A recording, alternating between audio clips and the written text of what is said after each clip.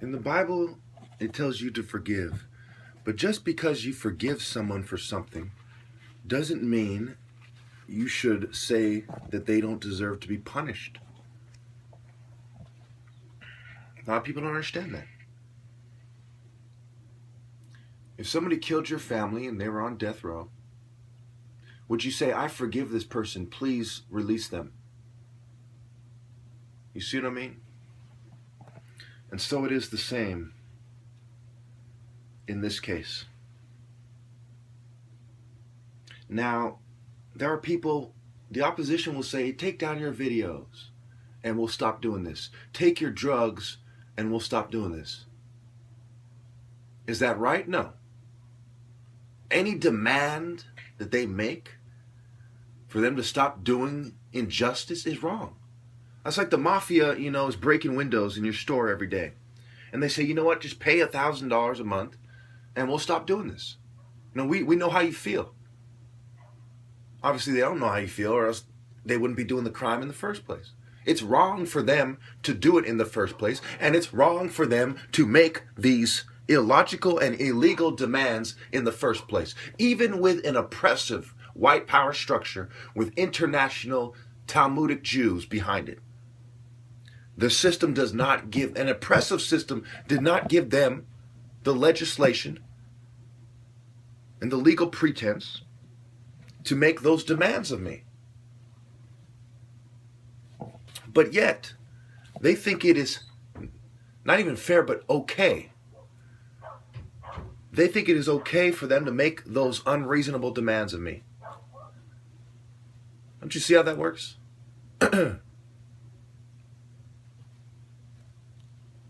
They say, let us ruin the world and be a drugged up idiot, and we'll stop doing this. Even though we've already done it for the best years of your life, and you'd be an idiot to turn back now.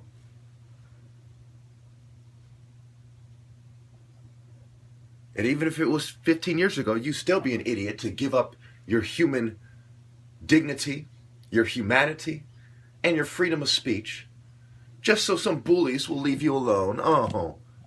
Oh, how touching. I mean, who could resist such an offer, right? I mean, that's fucking ridiculous. No, what is done, and the enemy must pay.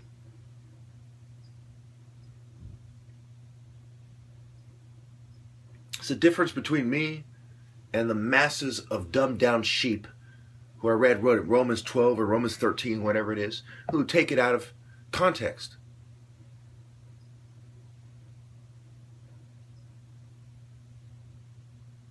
When Jesus was put on trial, he didn't argue, you should forgive me because I am the Messiah.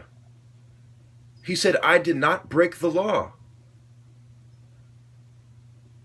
Understand the difference between, hey, you should forgive me like I told people to forgive Mary Magdalene. And I did not break the law, so why am I being punished? He acknowledged on record that there should be punishment. And that's the difference when it comes to adultery. That is the difference.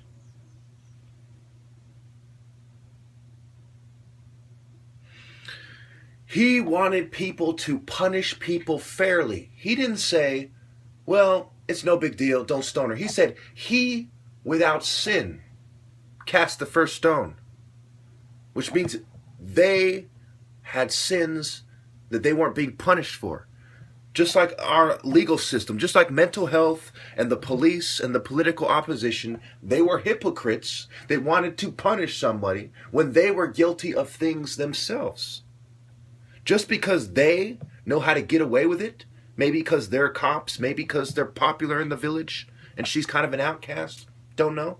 But just because they know how to get away with it, doesn't make it okay for them to punish someone for what they're doing just because they don't like what they're doing when they remain unpunished. That was the lesson.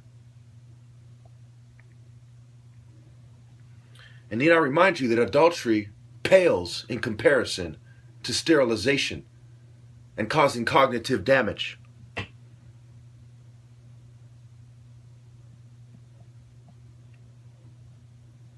Am I a control freak sterilizing everyone? What sin have I committed? Name one sin that I've committed that I haven't paid for.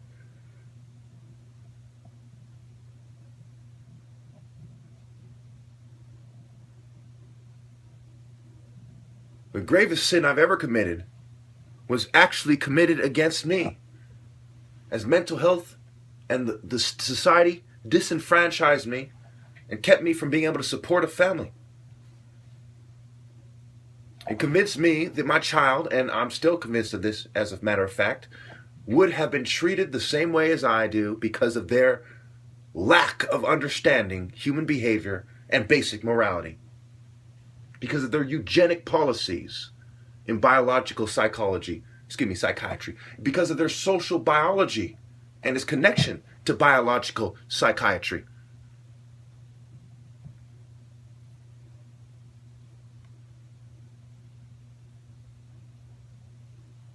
Those of you who are stupid enough to say, well, just because we think you have a mental disorder doesn't mean we would say that about your child.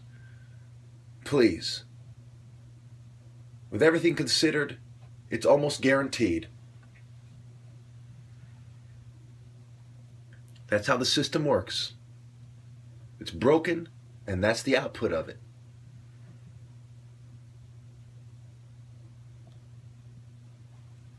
So now I have established three main things, and several side issues. One, that yes, people who sterilize other people deserve to have their children killed just for sterilizing one person. So therefore, everyone in a secret society that contributes to mental health sterilization activities or any other eugenic activities deserves to have their children killed. Number two, that gold-digging whores and hero-shunning harlots deserve to be raped. I'm not saying they should be, but they deserve to be. It is not because they're an attractive woman who didn't like a good man. It is because of their philosophy that's being applied that has such a harmful effect on society, and they are complicit with even mass murder. Because of the consequences of their bad judgment. It doesn't have to be direct consequences. It doesn't have to be immediate consequences. If you accidentally slip rat poison in the fucking baby's milk or something, or some kind of poison, and they don't drink it for a week, does that mean, hey, they didn't die right away? It still goes back to your bad judgment.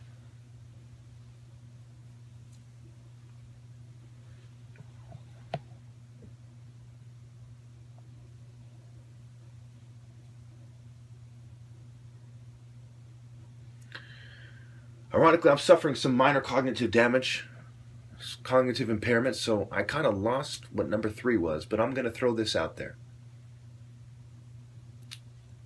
Number 3, forgiveness does not mean someone shouldn't be punished. And the most common example of forgiveness in the Bible, the prostitute, Mary Magdalene, does not hold any weight when you consider the seriousness of their crimes. Jesus did not ask them to not stone a mass murderer. Her sin was probably less serious than theirs.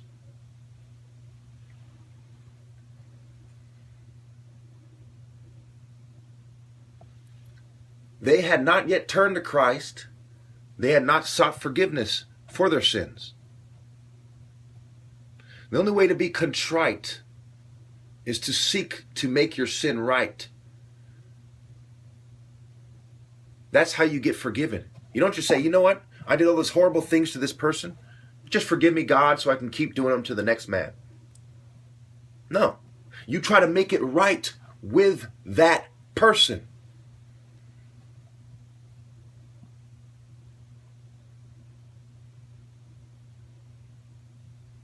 And that becomes a very difficult matter. I'll leave you with this thought. There is forgiveness for the betrayers. I have said it is fair and correct, legally, not biblically, for them to have their children killed, for women to be raped. However, if they could find a way to make it right with society, especially the victim or victims, to their satisfaction,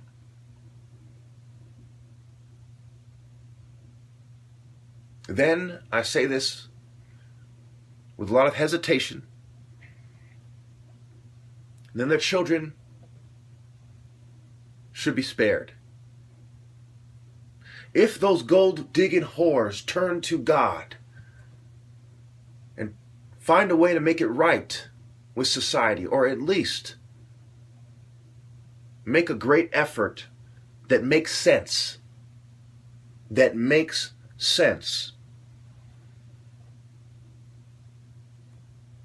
perhaps they should be spared their punishment. But we all know that is not going to happen. And therefore, when you consider that that is not going to happen, at least in the vast majority of cases, there is only one correct course of action. When you're talking about this case, and when you're talking about that case, there's only one correct course of action in that case.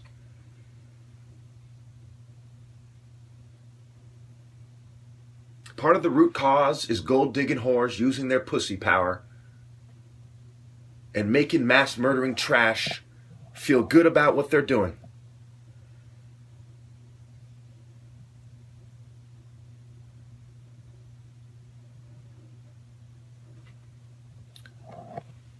So, do the quote-unquote better sensibilities, or rather the feelings of the masses of liberals, matter more than justice for the victims? I say nay. Thank you.